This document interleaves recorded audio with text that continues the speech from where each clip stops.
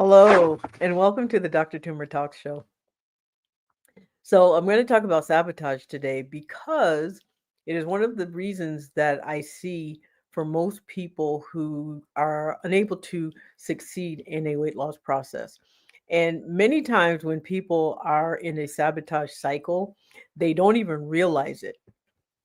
And so often what happens is that it's not so much because of their fear of failure, it's often because of their fear of success.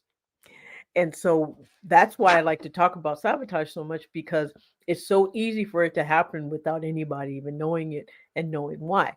So I'm just going to say hello to Cindy. Thank you for coming. And if you're listening, say hashtag, sorry, just tell me where you're listening from. Say hello. And if you're listening later, say hashtag replay and let me know where you're listening from then. And if you find anything that I say today helpful, share with your friends and family and subscribe to my YouTube channel. That's where I have over 200 videos on everything related to health, wellness, and weight loss, and particularly around several types of medications. And so be, you know, make sure that you subscribe and follow. And I'm actually going to change my settings. It looks like my Wi-Fi is about to get unstable again. So if you'll excuse me for just a moment, I'm going to make it's going to change my orientation settings are disabled while live, and it's saying that okay, I apologize for that. I was trying to get some resolution things, but I guess if it starts to act funky, I'll just have to do this again another way. I apologize. Well, hello from North Carolina. Hello from New Mexico. Again, I'm Dr. Catherine Toomer, and this is the Dr. Toomer Talk Show. So, have you ever been in a weight loss process and things are going pretty well, and then all of a sudden it just stops? Or you're doing the exact same thing, at least you think you're doing the exact same thing, you start noticing that you're gaining your weight back, or you start noticing that things around you start falling apart, your relationships start changing, your work starts to change, your sleep, your tiredness, your all these things start changing, you start wondering why. And so it's really easy to sabotage yourself in a process without even realizing that's what you're doing. We all do it. And we all do it not just for weight loss, we do it in lots of different ways. And again, part of it is because it's not so much a fear of failing, it's a fear of success. We assign certain things to the success of what's happening, and it frightens us. And that's just, the nature of psychology, if you want to say. So, and like I've always said, everything that humans do is a biopsychosocial process. And so you have to look at the biology. The biology is pretty easy. We all know how the biology works. We have the medications, we know all these things. However, it's the psychosocial that usually catches us up because it's not as well studied, it's not as well known, and it's also easier to ignore because it's less tangible, it's less obvious, and so it's easy to pretend that it's just simply not there. But so one of the things that I often see in terms of the hidden ways and that people undermine their progress, undermine their success, because that essentially is what sabotage is. It's an obstruction, it is a destruction, or it is the blocking of things that are good, and so or benefit or of success. And so one of the most obvious ways that I see this happening is too much of a good thing. I'll see where people will change their habits, wonderful habits. They'll start eating healthier. They'll start doing things that are better for their health compared to what they were doing before, but they do too much of it. So, for example, protein smoothies with lots of fruit because fruit's healthy. Well, really, fruit is simply sugar with vitamins attached. So when you overdo fruit, it's just the same as overdoing dessert. And so, sometimes it's things like that, making changes that seem healthy, but they're not really, or they are healthy and you just overdo it or using olive oil on vegetables and then using a lot of it, or making a nice salad but then putting so much salad dressing on it that it kind of overrides all the benefit of the vegetables. So, and it's not obvious that this is a sabotage, but it is, because it undermines the success of the process. Another is an all or nothing way of thinking. So we have this attitude that if we can't do everything, we do nothing. When you apply everything to a process and you just like, if I don't do all of it perfectly, if I think that things are perfect, in which there is no such thing as perfect, it is a myth. And so, which is why progress over perfection is so important, because there really is no such thing as perfection.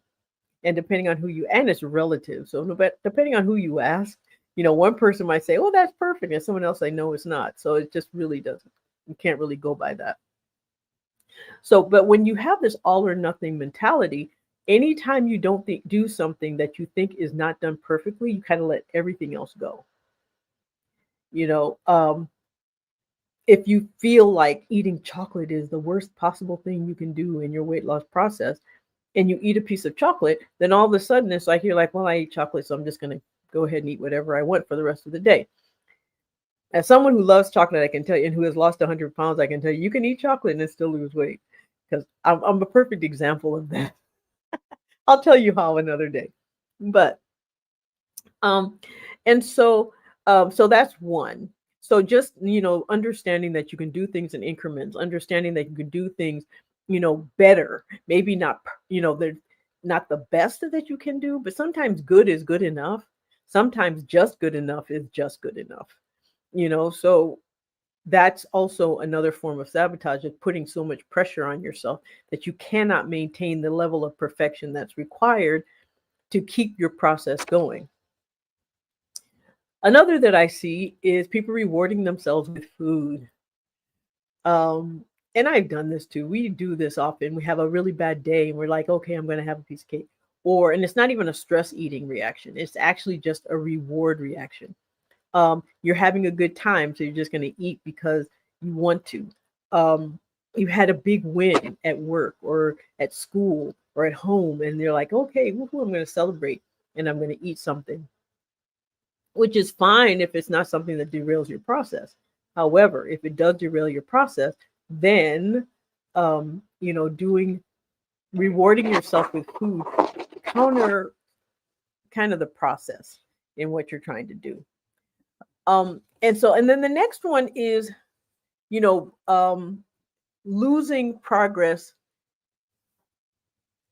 after a win. So, and that's where the fear factor comes in. You suddenly lose weight, you need to buy something clothes that are smaller, and then you get scared and then kind of stop doing all the things that got you there.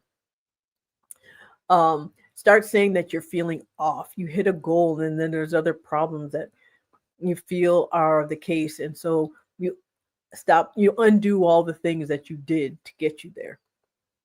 That is a very common one that I see. You'll see people getting there to where they were being supported, for example, or they had a really good routine in place, and then all of a sudden they just stop it. Some of the time they stop it because they'll put their progress onto a process that requires other people. And then they'll create conflict with those people to avoid that process. Going to the gym, for example, you have an accountability partner and everything's working out really well. And then can we create conflict with that accountability partner so that you have an excuse not to be around them? Or you have a weight loss coach or a weight loss doctor who helps you lose weight, and then all of a sudden you stop making appointments. I see that a lot. Or, you go long period, things start to happen, and that's the point where you need the most support. That's the time that you need the person to guide you the most, and that's when you avoid them. That's another form of sabotage. The other is saying yes when you should say no, or saying no when you should say yes. For example, like skipping meals to please other people, or eating to please other people, eating to avoid or stop doing something to avoid conflict. This is where family sabotage comes in, friends and family that create situations where it's harder for you to maintain your process, either by, putting your favorite things around you that you have difficulty controlling, not eating, or making it hard for you to carve out the time you need to exercise or to find peace. Stress is a big weight gain factor. And so creating stress for someone, whether intentionally or not, will cause weight gain, either by making someone eliminate what they do to lose weight, or by causing stress that will just change their metabolic status and therefore they gain weight.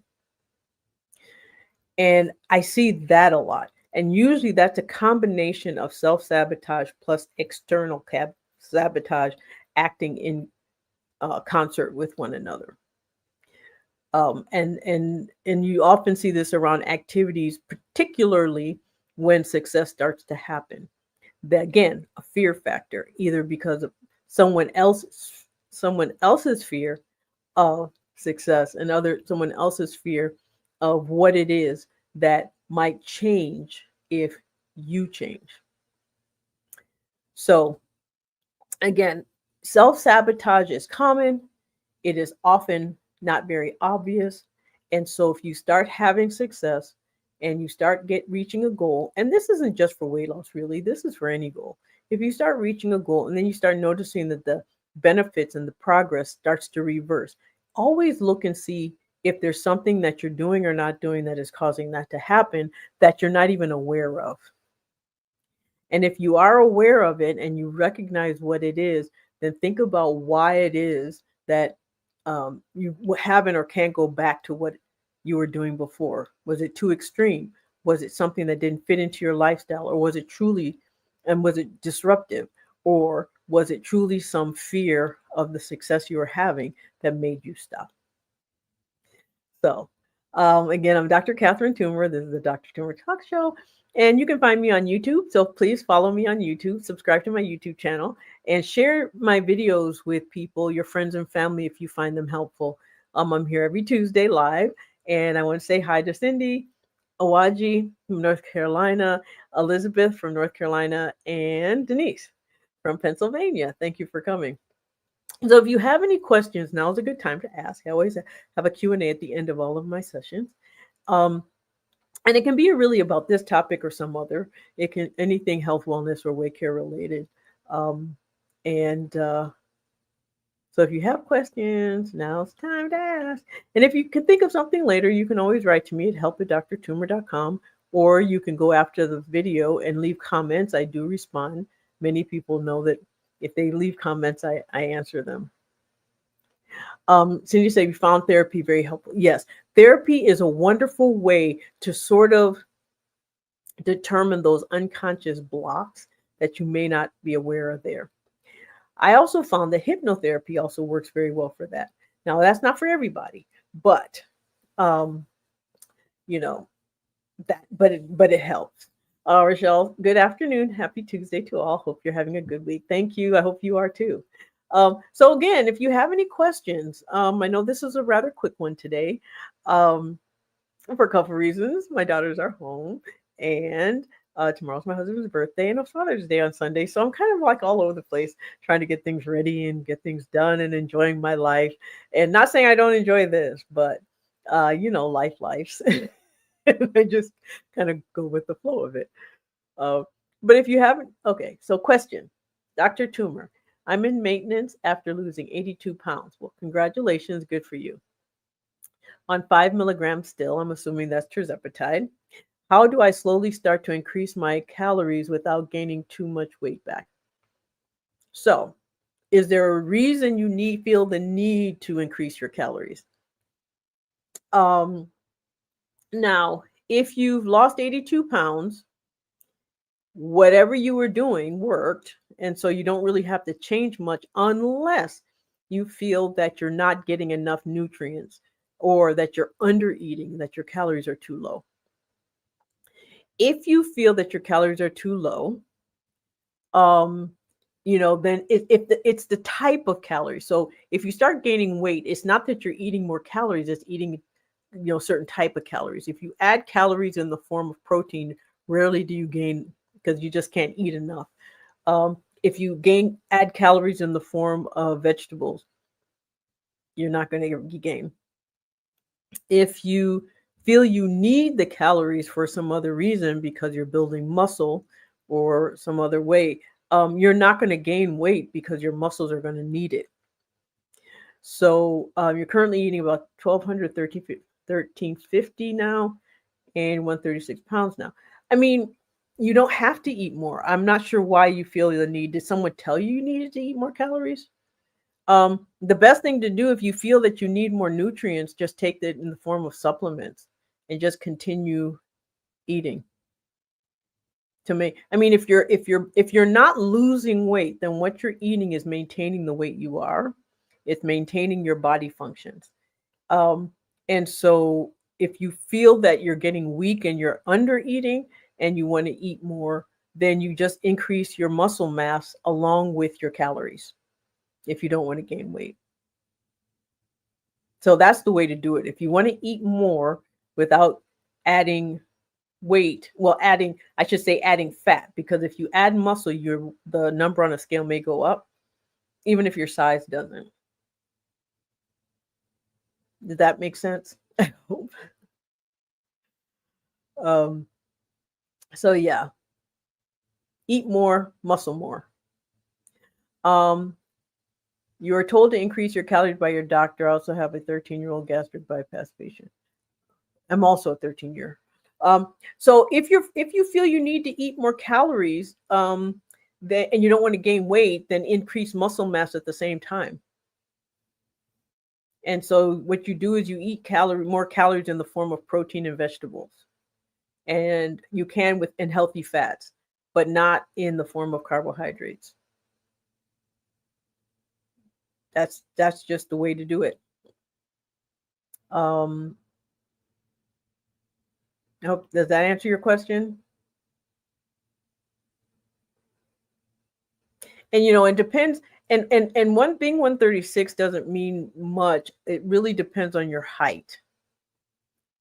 And so that's, so if you're trying to avoid gaining weight, if your doctor's telling you to increase your calories, because your doctor feels you need to gain weight, that's something different. Any other questions?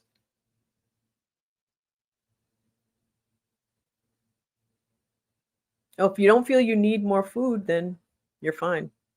And if you're not getting enough nutrients, just go ahead and supplement with with vitamins and minerals. Cindy, I tried to titrate up to 5 milligrams. It didn't go well. Is it feasible to try again with shots every 8 to 10 days? There's a way of doing it. Usually what happens when people do, if they have difficulty with 5 milligrams as is, you can also do the 2.5 more frequently is another way of doing it. So instead of doing 2.5 every 7 days, you do 2.5 every 4 days. And then that way you get the 5 milligrams, but not the whole dose all at once. So that, that's one way of doing it. But yeah, but if you're having side effects, then usually what we do is you stay on the lower dose until those side effects stop and they just completely go away. Because usually there's a milder version of it at a lower dose. So if you're at a milder version, if you have milder side effects at a lower dose, you just stay on that lower dose until those side effects go away. And then you can go up to the next dose. And then make sure that you're, drinking, and depending on the side effect that it is, you can mitigate some of it, nausea with anti-nausea medicine, diarrhea with Imodium. But if it's things like abdominal pain or really bad reflux, it's a little bit more difficult to counter those types of symptoms.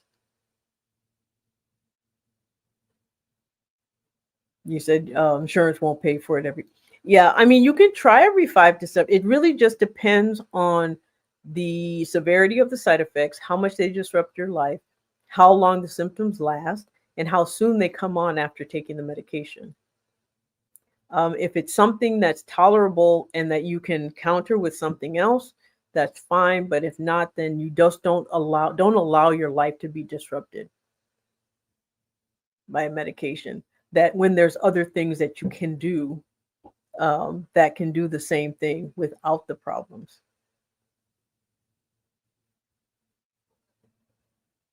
Yes. So you said you're doing well now, and it did reduce your blood pressure meds. That's one of the biggest things I see actually with the GLP-1 medications is people coming off their blood pressure medication. It's really wonderful in cardiovascular system. And that's part of why Medicare does cover it now, or Medicaid and Medicare covers GLP-1s now for people who have cardiovascular disease because it is so wonderful in those situations. Any other questions or comments? Okay. Well, this was kind of a short one today. So again, I'm Dr. Catherine Toomer. You all know me. So come back next Tuesday when I'm here for Dr. Toomer Talks. And if you have topics that you'd like to hear about, because generally the way I come up with topics is someone asks me a question, and then I use that question as a way to kind of motivate me to do something to a topic. And so I had some, obviously, sabotage came up quite a bit this last week. And so that's what this topic came from. But mostly it's and often the sabotage that I see most frequently is people avoiding me when they feel that they're quote unquote falling off the wagon. They don't want to hear they don't want my accountability, and they don't and that's usually the most common thing I see, people knowing that they have the support and they know that it works, and then they avoid me in the process. Um, so all you people out there who haven't made appointments lately to see me, I'm talking to you. So, all right. Well, thank you for coming. Like I said, share and like and subscribe. And I will see you again next Tuesday at 6 p.m. for the Dr. Toomer Talks Show.